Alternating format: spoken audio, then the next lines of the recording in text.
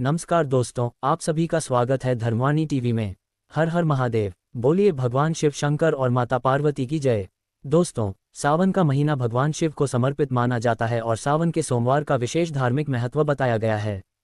वर्ष 2026 में सावन का तीसरा सोमवार 17 अगस्त को पड़ रहा है। इस दिन नाग पंचमी का पर्व भी है, इसलिए ये दिन श्रद्धालुओं के लिए विशेष माना जा रहा है। आज के इस वीडियो में हम सुनेंगे सावन के तीसरे सोमवार की पावन व्रत कथा, जिसे विशेष रूप से सुहागिन महिलाएं श्रद्धा और भक्ति के साथ सुन सकती हैं। धार्मिक मान्यताओं के अनुसार सावन सोमवार का व्रत भगवान शिव और माता पार्वती की आराधना से जुड़ा है। सुहागिन महिलाएं अपने परिवार के सुख शांति और दाम्पत्य जीवन की मंगल कामना से भगवान शिव और माता पार्वती की पूजा करती हैं। तो कथा शुरू करने से पहले कमेंट में श्रद्धा से लिखिए ओम नमः शिवाय। योजक चिन्ह योजक चिन्ह योजक चिन्ह। कथा का प्रारंभ बहुत समय पहले की बात है। एक नगर में एक धर्मात्मा और शिवभक्त सेठ अपनी पत्नी के साथ रहता था।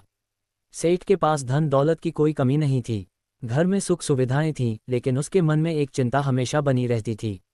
वह भगवान शिव का बहुत बड़ा भक्त था और प्रतिदिन शिव मंदिर जाकर पूजा करता था। एक दिन सेठ ने भगवान शिव के सामने हाथ जोड़कर प्रार्थना की, हे भोलेनाथ, मेरे जीवन में जो भी सुख है वह आपकी कृपा से है।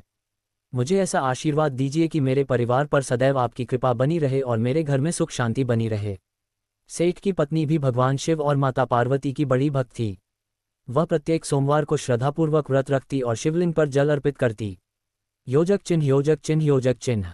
माता पार्वती की भक्ति। एक दिन सेठ की पत्नी ने माता पार्वती के सामने अपनी इच्छा व्यक्त की। उन्होंने कहा, हे माता गौरी, जिस प्रकार आपने भगवान शिव को पति रूप में प्राप्त करने के लिए कठिन तपस्या की और आपकी भक्ति से महादेव प्रसन्न हुए, उसी प्रकार मेरे परिवार पर भी आपकी कृपा बनी रहे। मेरे पति और परिवार के जीवन में सुख शांति और मंगल बना रहे। माता पार्वती ने उनकी भक्ति देखकर भगवान शिव से कहा, हे महादेव, आपकी भक्त यह स्त्री सच्चे मन से आपकी पूजा करती है, इसके परिवार पर अपनी कृपा बनाए रखिए। भगवान शिव मुस्कुराए और बोले, जो भक्त सच्चे मन से मेरा स्मरण करता है, मैं उसकी श्रद्धा को कभी व्यर्थ नहीं जाने देता। योजक चिन्ह योजक चिन्ह योजक चिन्ह। सावन सोमवार का व्रत। इसके बाद सेठ की पत्नी ने सावन के प्रत्येक सोमवार को पूरी श्रद्धा के साथ व्रत करना शुरू किया। सुबह स्नान करके वह स्वच्छ वस्त्र धारण करती, घर के मंदिर की सफाई करती, दीपक जलाती, भगवान शिव और माता पार्वती का ध्यान करती। इसके बाद शिवलिंग पर जल अर्पित करती और बेलपत्र चढ़ाती। पूजा करते समय वह बार बार भगवान शिव का मंत्र ओम नमः शिवाय का जाप करती। धार्मिक परंपरा में सावन सोमवार के दिन जलाभिषेक, शिव पूजा और व्रत कथा का पाठ या श्रवण करने की परंपरा बताई गई है। योजक चिन्ह योजक चिन्ह योजक चिन्ह। भगवान शिव ने ली परीक्षा। एक दिन भगवान शिव ने अपने भक्त की परीक्षा लेने का विचार किया। भगवान शिव एक साधु का रूप धारण करके सेठ के घर पहुंचे।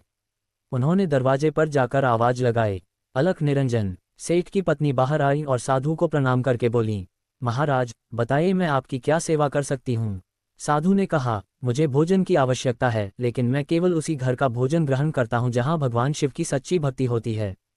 सेठ की पत्नी ने कहा, महाराज, हमारे घर में भगवान शिव ही सब कुछ हैं, आप कृपया अंदर आइए। साधु ने कहा, यदि तुम्हारी भक्ति सच्ची है तो आज तुम मुझे अपने घर का सबसे प्रिय भोजन अपने हाथों से बनाकर खिलाओ। सेठ की पत्नी ने श्रद्धापूर्वक भोजन तैयार किया और साधु को भोजन कराया। साधु भोजन से बहुत प्रसन्न हुए। उन्होंने हाथ उठाकर आशीर्वाद दिया, तुम्हारे घर पर भगवान शिव और माता पार्वती की कृपा सदैव बनी रहे। इतना कहते ही वह साधु वहां से चले गए। सेठ की पत्नी ने जब दोबारा पीछे मुड़कर देखा तो वहां कोई साधु नहीं था। तभी उन्हें समझ आया कि स्वयं भगवान शिव उनकी परीक्षा लेने आए थे। वह हाथ जोड़कर बोली, हे महादेव, आपकी लीला अपरंपार है। योजक चिन्ह योजक चिन्ह योजक चिन्ह। कथा से मिलने वाली सीख। इस कथा का संदेश यही है कि भगवान शिव की भक्ति में दिखावे से अधिक महत्व सच्ची श्रद्धा, अच्छे आचरण और सेवा भाव का है।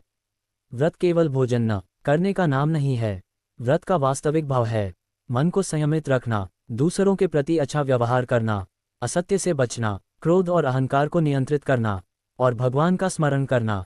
इसलिए सावन सोमवार के दिन केवल पूजा पाठ ही नहीं, बल्कि अपने व्यवहार को भी पवित्र रखने का प्रयास करना चाहिए। योजक चिन्ह योजक चिन्ह योजक चिन्ह। सुहागिन महिलाओं के लिए विशेष संदेश। सुहागिन महिलाएं सावन सोमवार के दिन भगवान शिव के साथ माता पार्वती की भी पूजा कर सकती हैं। पूजा करते समय अपने पति और परिवार के सुख शांति की प्रार्थना करें। माता पार्वती को सुहाग की सामग्री अर्पित करने की परंपरा कई स्थानों पर प्रचलित है, लेकिन ध्यान रखें, हर क्षेत्र और परिवार की पूजा परंपरा अलग हो सकती है। इसलिए अपनी पारिवारिक परंपरा और स्थानीय पंचांग के अनुसार पूजा करना उचित है। अगर स्वास्थ्य के कारण उपवास करना कठिन हो तो स्वयं को परेशान न करें। धार्मिक आस्था के साथ अपनी सेहत का ध्यान रखना भी जरूरी है। योजक चिन्ह योजक चिन्ह योजक चिन्ह। तीसरे सोमवार की विशेष बात। दोस्तों, इस वर्ष तीसरा सावन सोमवार 17 अगस्त 2026 को पड़ रहा है और इसी दिन नागपंचमी भी है। इस कारण इस दिन भगवान शिव तथा नाग देवता की पूजा से जुड़े धार्मिक अनुष्ठान किए जाएंगे। यदि आपके यहाँ नागपंचमी की पूजा की परंपरा है तो स्थानीय पंचांग और परिवार की परंपरा के अनुसार पूजा करें।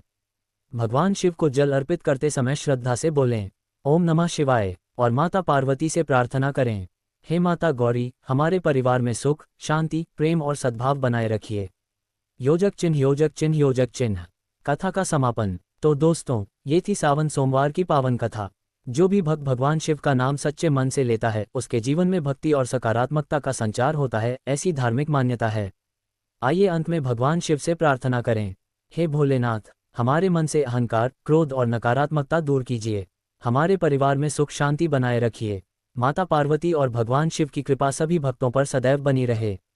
हर हर महादेव। अगर आपको ये कथा पसंद आई हो तो वीडियो को लाइक करें, धर्मवाणी टीवी को सब्सक्राइब करें और कमेंट में लिखें हर हर महादेव। जय भोलेनाथ, जय माता पार्वती, ओम नमः शिवाय।